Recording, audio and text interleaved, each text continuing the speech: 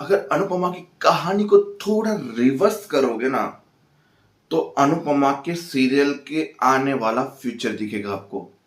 और ऐसा फ्यूचर जिसमें अनुपमा के ऊपर एक और इल्जाम लगेगा शादी का। मतलब अनुपमा किसी की शादी जो करवाएगी। फ्यूचर वो कि आशा भवन जब हुआ तब एक लड़की का स्वागत हुआ था जिसका नाम था नंदिता। और वो लड़की अपने पति को छोड़कर आई थी बच्चे के साथ। सीरियल में उसको अलग से क्यों लाया गया? क्योंकि आशा भवन वालों को तो डायरेक्टली आशा भवन में दिखाया गया। नंदिता की पेशेंट एंट्री हुई थी। अब नंदिता और टिटू के बीच में जो मिस गाइड दिखाई गई थी, मतलब वो अच्छे से बात कर रहे थे, पर जो दुनिया ने बुरा माना उनको अब अनुपमा हवा देगी।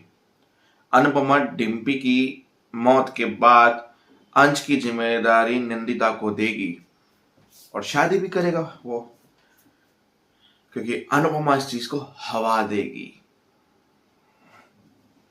ये एक फ्यूचर और भविष्य की बात बोली मैंने। मुद्दे की बात तो यही है। एपिसोड के एंड में पुलिस आती है, कंप्लेन होती है कि बोला मैं अपने हाथों से ले जाऊंगी अगर कुछ भी मिला तो। आद्या घबराई हुई है, इनको साइड पे रखते हैं। आते हैं मुद्दे पे, जब घर पे आई तो आद्या के ऊपर इल्जाम लग रहे थे। फिर अनुपमा ने बोला मेरी बेटी को छोड़ दो। क्यों? अनुपमा ने जब ये बोला उससे पहले अनुपमा चुपचाप सुन रही थी। मतलब लॉजिक भी देखो, तब तक सुन रही थी। फिर आद्या को पैनिक अटैक कुछ आया, आद्या हो गई बेहोश। फिर अनुपमा ने उसे गले लगा के सबकी बोलती बंद कर दी। पर तब बंद की जब आद्या बेहोश थी और अनुपमा ने आद्या के लिए स्टैंड लिया। पर उस बेचारी को पता ही नहीं कि उसकी माँ ने उसके लिए स्टैंड लिया। मतलब सोचो ट्रेजिडी। मतलब आद्या के लिए उसकी माँ फिलहाल में भी विलन है, बाद में भी विलन ही रहेगी। अच्छा रूप आद्या को पता ही नहीं था अनुपमा का। फिर सब कुछ नॉर्मल था, बच्चे सो नहीं रहे थे, याद कर रहे थे। आद्या भी नहीं सो रही थी, उसको पैनिक जैसे अटैक आ गया तो डॉक्टर ने बोला उसको पुरानी बातें ट्रिगर कर गई तो उसके लिए वो है थोड़ी देर में ठीक हो जाएगी। तो आद्या को लोरी करके सुनाई, सारे बच्चे आ गए अनुपमा के पास, वो भी लोरी करके सुन रहे थे। सब कुछ नॉर्मल चल रहा था। टिट्टू वहां पे अपनी यादें ताजा कर रहा था। अनुज को मैसेज जा रहे थे पर फोन नहीं लग रहा था, ना मैसेज जा रहे थे।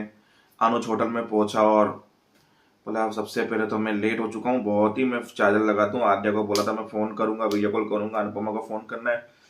सब रह गया, चार्जर पे फोन लगाया, खिड़की खोली, क्या व्यू देखा उसको। बोला क्या जगह है, ये होती है जगह। काम मिलते ही सबसे पहले मैं अनुपमा को और आद्या को यहाँ पे लेके आऊंगा, उसके बाद हम दर्शन करने जाएंगे। ये वो अपना फ्यूचर की प्लानिंग बना रहा है। उसको पता ही नहीं क्या हुआ है और बाबूजी को फोन करके बोल दिया कि आप जल्दी से घर पे आ जाइए, कुछ सीरियस मैटर हो चुका है। उसको कंफर्म नहीं बताया कि क्या हुआ है। अनुपमा बाहर निकली, उसके पास एक फोन आया आधी रात को और अनुपमा इतनी जोर से चिल्लाई, और जिस हिसाब से अनुपमा चिल्लाई मैं समझ गया कि डिम्पी गई।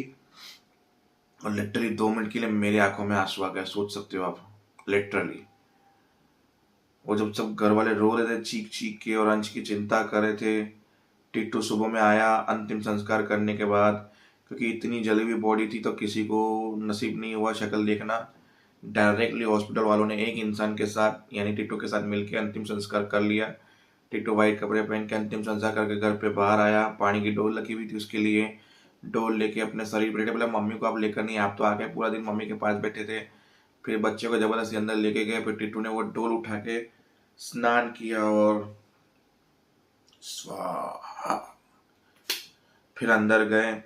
सब लोग सोच रहे हैं कि अब अंश को कैसे बताएं, क्या बोलेंगे अंश को, उसकी माँ इस दुनिया में नहीं रही है। फिर टिट्टू जाके अंदर गिर जाता है और रोता है और इतने में सारे बच्चे आते हैं, क्या हुआ है मेरी मम्मी को बताओ, क्या हुआ है मेरी भाभी को क्या बताओ। अब सब लोग इमोशनल और सवाल का जवाब किसी के पास नहीं है। फिलहाल में आद्या को पता है कि नहीं पता कि डिम्पी मर चुकी है। फिलहाल वो रूम में रात को सॉरी लिख रही थी कि मैं गिले शिकवे खत्म करूंगी, भाभी जैसी आएगी उसको सॉरी बोल दूंगी और आइंदा गुस्सा नहीं करूंगी। गुस्सा इंसान को कहाँ के कहाँ ले जाता है।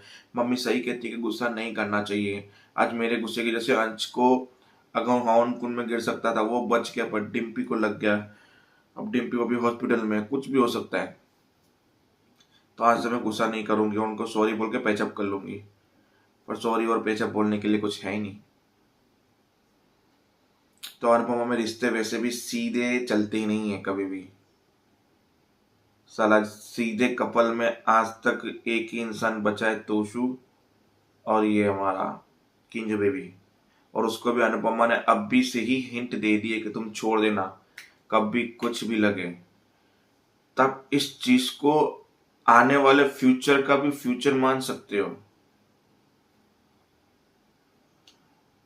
मुझे लगता है 15 साल का लेप नहीं होगा, 15 महीने का लेप होगा, क्योंकि इन लोगों के पास इतनी कहानियां, इतनी शादियां करानी है इन लोगों की, इतने नए लोग लाने हैं, इतने अफेयर्स दिखाने हैं, इनके पास इतनी कहानी है, तो बच्चों को अभी तो बड़ा करेंगे ही नहीं, क्योंकि ये खुद में ही इनके पास मल्टीवर्स चल रहा है खुद का ही।